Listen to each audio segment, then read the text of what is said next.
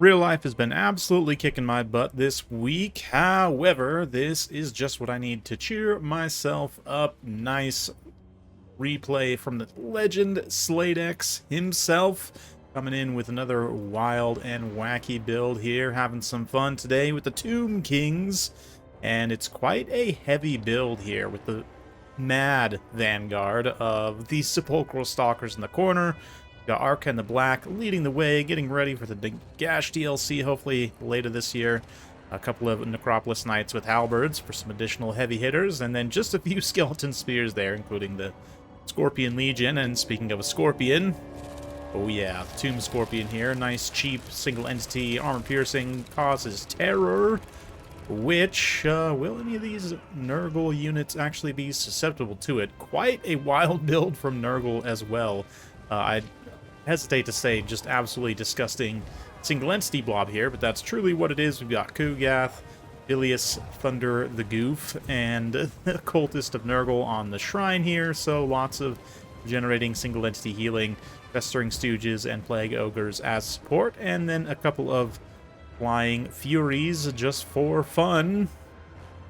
And of course to go after potential range units here, but there's none of them that they can see, at least. Of course, these Sepulchral Stalkers do have a pretty potent shooting attack, which can do some really nice damage, although they do have relatively limited ammunition, so there's a lot of single entity power to get through here. Let's see how they can do. Right now, a few Sacrificial Scorpion Legion gonna move in to help their namesake here.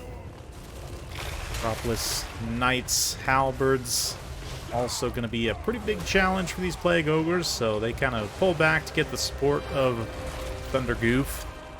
Oh, wow, a little bit of mouse having some issues there. You can see the aura of the shrine moving in as well, getting some nice healing, a little bit of fleshy abundance. So yeah, Nurgle power just absolutely pushing through. Maybe some overhealing being done there, but that's okay.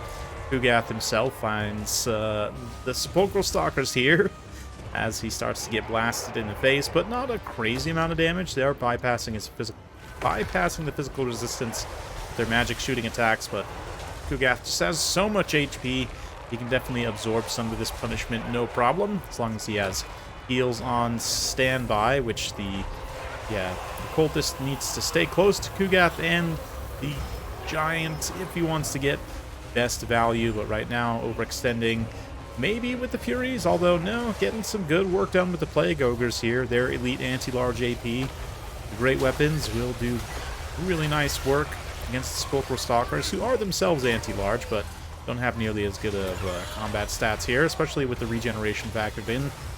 Yeah, you can see the difference in stats there.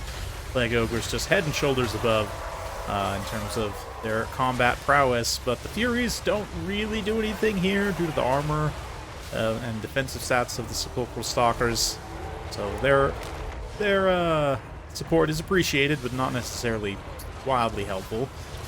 Arcan also trying to cycle charge Kugath a little bit here, getting caught up in those Festering Stooges, but the Tomb Scorpion helping to kind of solidify the center right now, even have some skeletons still fighting, and the Thunder Goof also just in skeleton jail. I mean, he could get out anytime he wanted, but relatively inefficient use of time, at least, on the Giant. Well, that being said, we are seeing now more Sepulchral Stalker shooting. And Plague Breath is going to do relatively minimal damage. From Kugath's perspective, might as well just save up for that fleshy abundance and try and heal himself, honestly, right now. Yeah, the Cultist really having a pretty big error in not directly being next to Kugath, or at least within the aura range. That passive healing right now could be putting in some pretty serious work, but instead he's kind of been busy here fighting the Sepulchral Stalkers, and with the Necropolis Knights now closing the door, Plague Ogres are quickly approaching their healing cap. Plague Bears here summoned as well from the Cultists are going to fight a little bit, but their offensive stats are not wildly impactful, so they're just going to kind of wet noodle Sepulchral Stalkers. They'll kind of just wet noodle each other, to be honest. Limp spaghetti slapping. Anyway, more summoned Fested Nurglings from from Kugath. That being said, Arcan finds himself in this engagement. Thunderguff gets in. He's going to smash Arcan, which triggers the curse, that big magical effect here, damaging everything in an AoE, which does decent single target damage. Definitely not worth sacrificing HP if you can avoid it, but Arcan kind of getting a little bit caught up there. That Virulent Contagion debuffing his melee defense and spreads to everything else here. At least it did when he was there engaged in melee. But the Plague Ogres are basically down now. Necropolis Knights just had too many numbers. They were able to overcome the healing. And so it's going to come down to single entities here. And again, the fact that they're all so spread out, it's really working against the Plague forces at this point. That being said, they're still quite meaty. You can see the fecundity being used on the cultist here. And he is just absolutely taking minimal damage, at least able to heal through what damage he is taking. Summon Dushapti going to come forward. They've been fighting for some time, but try and get some attacks in. Oop, yep, their summon timer just runs out there right as they engage. Festering Stooges, but yeah, a lot of damage coming on Kugath now. He's got the Spirit Leech, been successively just dumping that magic into him. Sepulchral Stalker's also able to get pretty good firing solution. Drop a bead. And Kugath might just go demonically here. Yep, indeed. Gets hit by the gaze of the Stalkers, and that's going to be the end of him. Thunderguff's still got quite a bit of HP left as well. No actual passive regeneration. Does get the corroded armor. Yeah, Violent Wind there. I don't know, maybe I said he had passive regeneration earlier, and he would if he was standing next to the Cultist, but has been staying away. The Cultist himself has, of course, the passive regeneration of his own, plus the Shrine, which is almost fully charged, even after, I guess there wasn't that many unit models on either side, to be honest, so maybe I shouldn't be too surprised that it's not fully charged up yet, but nonetheless, yeah, it really needs to keep these single entities together. In a build like this, if you're going for a disgusting single entity blob, you have to disgustingly blob your single entities. I know, it's it is a very Nurgle play, but he decides to throw in the towel there. I don't know. I guess just all the anti-large troops still remaining. I mean, there's still 2 full health unit of Sepulchral Stalkers, still 2, or not necessarily full health, but 2 units of Sepulchral Stalkers, 2 units of the Necropolis Knights with Halberds, 3 units even of the Stalkers still online. So it's a lot of anti-large, probably would take a few minutes, but I don't think Nurgle had a great chance to win there, so understand throwing in the towel and sparing us all the late game grind of this battle.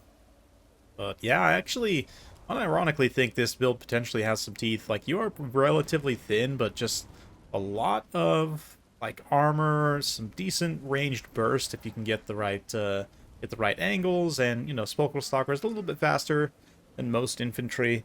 They can kind of stay out in front, use that anti-large to great effect. And Necropolis Knights Halberds aren't wildly cost-effective. Like, they definitely can get outclassed by other elite monstrous cavalry at times. But here, like, kind of thinking through their main threats, yeah, you might see Rot Knights, which would be a little bit dangerous, but also not completely unwinnable by any means. Plague Ogres also maybe here. But, yeah, it's an interesting matchup from Nurgle's perspective. I might honestly go a little bit heavier into the Plague Ogre investment. I don't know. It's been a while since I played this one, but Nurgle has a decent amount of armor piercing. But the speed differential between these two means you have to respect Dushapti Great Bows to a degree. I know both those players are kind of just memeing, so it's not the most high-level analysis. But, yeah, I mean, just thinking about, again, sort of the micro cavalry mobility level engagements. Sepulchral Stalkers just generally offer a lot here. They have charge defense against large, so they can defend themselves pretty well against things like Rot Knights or, you know, Plague Ogres and Rot Knights will both outclass them, but they'll do alright. They can hold out until they can get some reinforcements.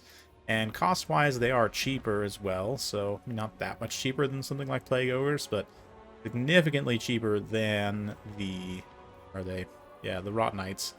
So it's an interesting one.